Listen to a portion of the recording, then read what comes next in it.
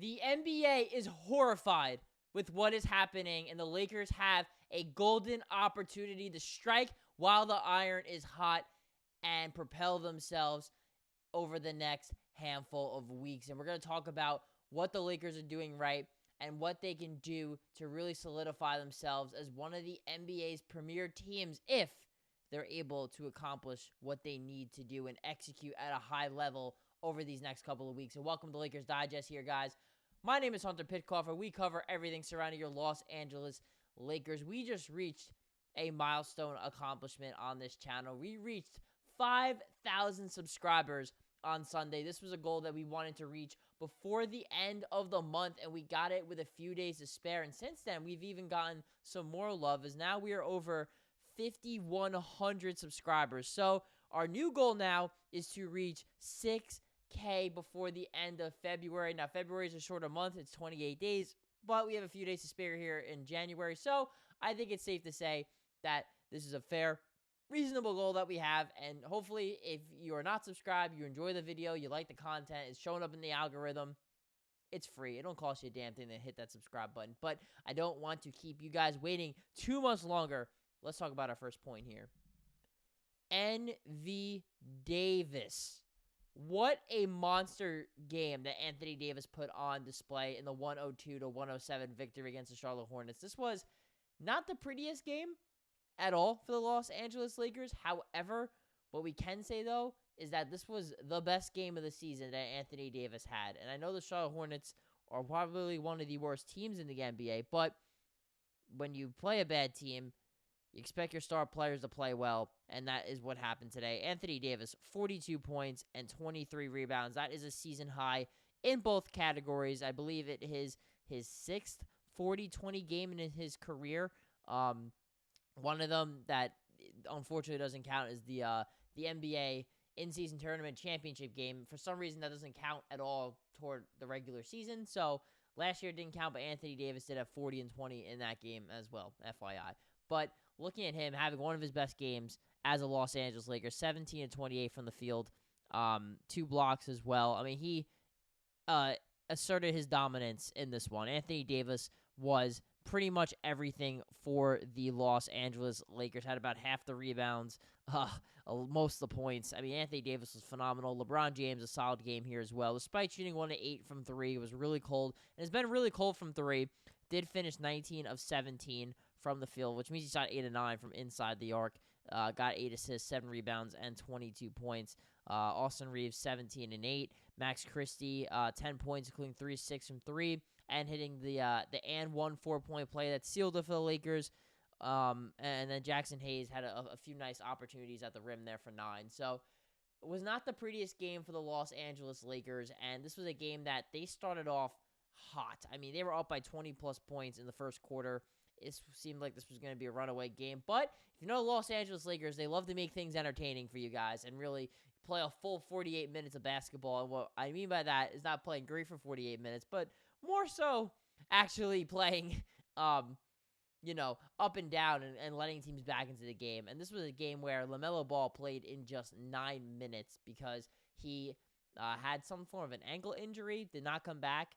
And again, just 9 minutes for LaMelo Ball here. So a team without their second best player, Brandon Miller, who's out for the season, and the Hornets only lose by 5 after being down 20-plus. So pretty pitiful effort from the Lakers in that standpoint. However, they were able to hold off the Hornets. They never actually lost the lead, and they were able to keep it the whole game and take this victory in Charlotte, a road game. And the Lakers start off the Grammy trip with a W. So a win's a win. At the end of the day, we're not going to remember this game for much else other than Anthony Davis dominating.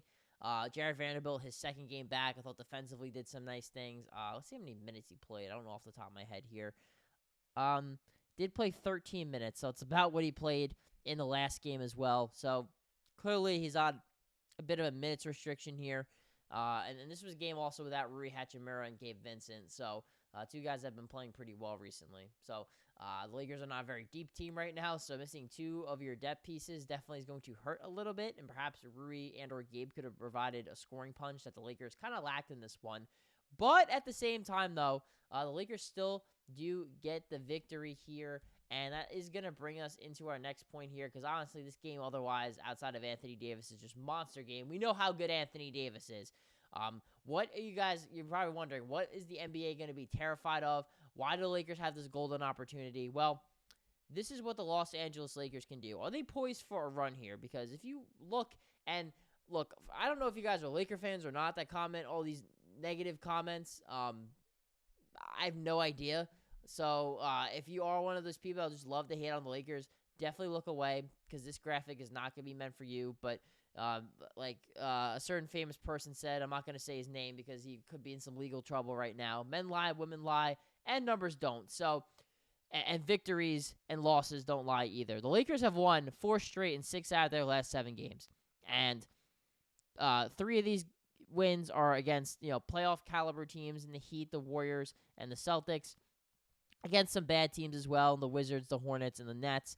And, of course, had that bad loss against the Los Angeles Clippers. But when you look at the rest of your screen here for the next handful of weeks, up until February 20th, so past the trade deadline, past the All-Star break, they're playing the Sixers tomorrow, or today, depending on what time you're watching this. Then they got the Washington Wizards. Then they got the New York Knicks, the Clippers, the Warriors, the Pacers, back-to-back against the Jazz, the Hornets again. That's a rescheduled game because of the postponement from the wildfires, and then the Portland Trail Blazers. So, looking at all these games here, right? Look how many of these, realistically, the Lakers should win. Right now, they sit at, and let me just double check, guys, just to make sure I am right on this. I believe they are 26-18 after this game. They are. So they're 5th place in the Western Conference at 26-18, which, by the way, is a very good record, guys. This is much better than where the Lakers were a season ago at the midway point of the season through 44 games. So, find themselves 5th, avoiding the play-in tournament if they keep it up. They should beat the Sixers, and they should beat the Wizards.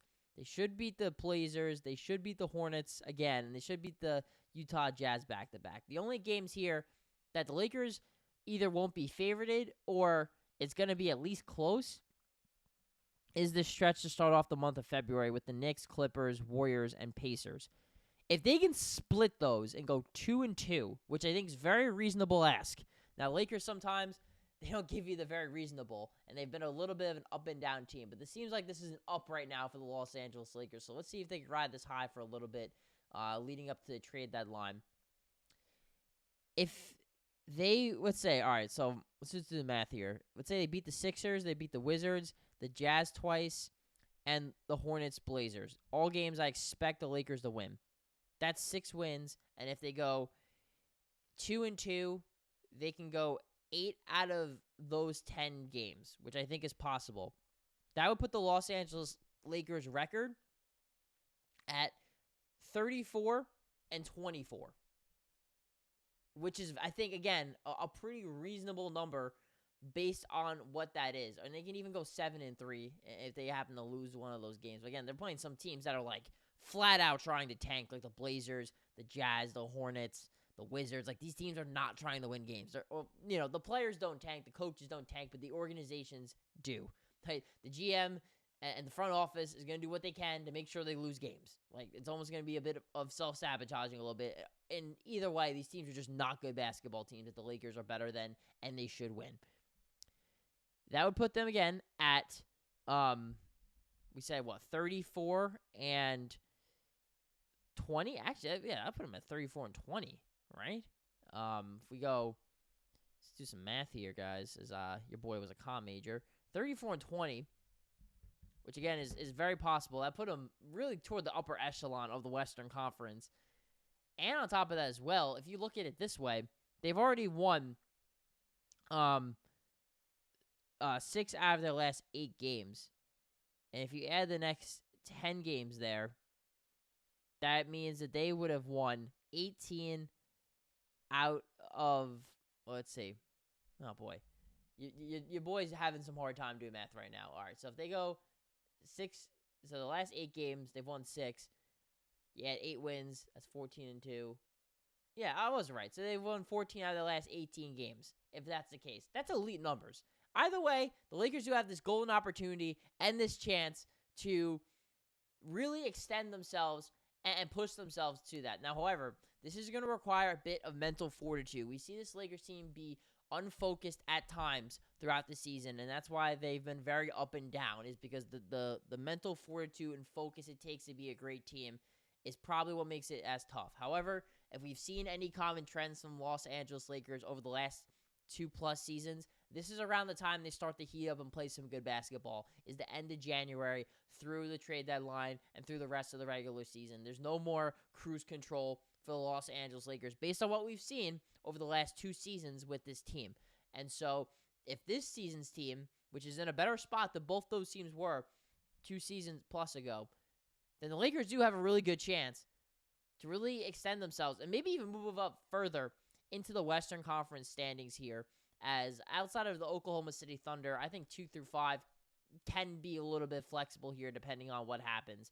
And 5 through 12 is absolute razor thin right now in the Western Conference. So let me know down below, guys, what you think. Again, the Lakers, they squeaked by 112 to 107, but at the end of the day, a win's a win. That's what we're going to remember this game as. We're going to remember it as one of Anthony Davis's best games, and the Los Angeles Lakers, guys, can really solidify themselves as a top-tier Western Conference team. Plus, and the trade deadline's coming up on February 6th, guys, so they also have a chance to make a move here over the next 8-9 days here and really elevate this roster. And like I said, guys, we are honored to have 5,000 subscribers, and we got almost 150 more of you guys over the last 24 hours since we reached that goal. So I think we can get to 6K by the end of February. If you've already watched all the way through this video, you like what you're watching, but you're not subscribed, just click the subscribe button, because I promise we will cover everything here surrounding your Los Angeles Lakers on Lakers Digest.